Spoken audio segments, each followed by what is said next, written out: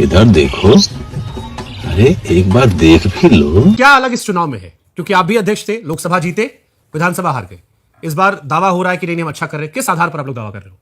जुम करो। नया तो वेलफेयर स्कीम है। हाँ। क्योंकि दिल्ली में भारतीय जनता पार्टी पहली बार इतने बड़े स्तर पे वेलफेयर स्कीम लेके आई है। रेवड़ी रेवड़ी नहीं, वेलफेयर स्कीम। रेवड़ी तो वो होता है कि कहा गया कुछ और किया गया कुछ, या कहा किया नहीं। क्या कह रहे हो? सही कह रहे हैं। हाँ। उसका फ्रेज बोलते हैं रेवड़ी। बहुत कंफ्यूजन हो गया है रेवड़ी को। क्या क्या कहना क्या चाह रहे हैं भाई आप? रेवड़ी बांटना हाँ। मतलब एक मुहावरे का अर्थ है कि आपने जो कहा वो किया नहीं। जैसे कह दिया पानी माफ बिजली हाफ, पता है ना आप सबको। तो ये रेवड़ी हो गई। अब दिल्ली का हर आदमी सोचता होगा हमारा पानी माफ हो जाएगा। दावा करना रेवड़ी नहीं है। नहीं, अगर हम स्कीम बनाते हैं और डिलीवर करते हैं तो उसको रेवड़ी नहीं कह सकते आप। इसलिए भारतीय जनता पार्टी के बारे में आजकल गली गली क्या चल रहा है कि बीजेपी जो कहती है वो करती है और वही कहती है जो कर सकती है। सर, हमको तो पीएम मोदी का बयान आता है जिसमें कहते हैं कि देखो रेवड़ी कल्चर के खिलाफ जाओ।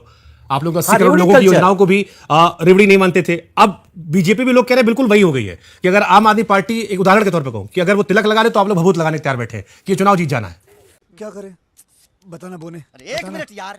नहीं, मैं शुभंकर जी बताऊं, मैं पूरे देश के लोगों का एक कंफ्यूजन दूर करना चाहता हूं। फ्री का कभी बीजेपी ने विरोध नहीं किया।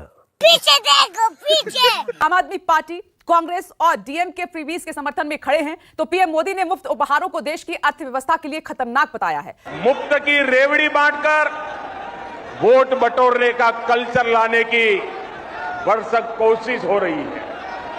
ये रेवड़ी कल्चर देश के विकास के लिए बहुत घातक है। इस रेवड़ी कल्चर से देश के लोगों को और खास करके मेरे युवाओं को बहुत सावधान रहने की जरूरत है। If you can please do. हमसे ज्यादा, बीजेपी से ज्यादा फ्री देने वाला कौन है? 4 करोड़ 28 लाख को फ्री घर दे दिया, आवास दिया गरीबों को।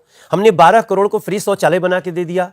हमने 55 करोड़ को 5 लाख रुपए का फ्री इलाज गरीबों को दिया। हमसे ज्यादा फ्री देने वाला तो कोई हो ही, मतलब नरेंद्र मोदी जी से ज्यादा फ्री देने वाला कोई नहीं रहा। वाह तेरा गजेंद्र, अब खुद पे बात आई तो करे हाय हाय। अरे बोया पेड़ बबुल का तो आम कहां से खाए। बात तो सही। हमने तो इसलिए कहा है, शिकायत तो एक बात हो गई। अब जनता यही पूछेगी ना कि भैया आप शिकायत करो, समझ में आ रहा है, लेकिन तुमको चुन ले, तुम क्या दोगे? हमारे इसमें एक बहुत महत्वपूर्ण लाइन है जो हम जब वादा करते हैं, हमारी सरकार न केवल मौजूदा कल्याणकारी योजनाएं जारी रखेगी सारी, बल्कि हाँ, कुछ भी हो, ये झूठ है, झूठ है, झूठ है। अगर कुछ हो ढूंढेंगे टॉर्च से, माइक्रोस्कोप भी लगाएंगे। 25,000 आप भी दोगे? भाई साहब, हम तो जो 2500 रुपया एक गरीब महिला को देंगे ना, उसी में जो भी सुविधा मिली होगी उससे वो डबल ज्यादा होगी। 21,000 रुपए गर्भवती बहनों को देंगे, गर्भवती महिला को सिलेंडर। और इस सब कुछ के पहले ये हमारा आप दे देंगे आपको, हम अमित शाह जी ने रिलीज किया है। और अमित शाह जी जो रिलीज करते हैं, मतलब वो देखिए, ये जुमला है।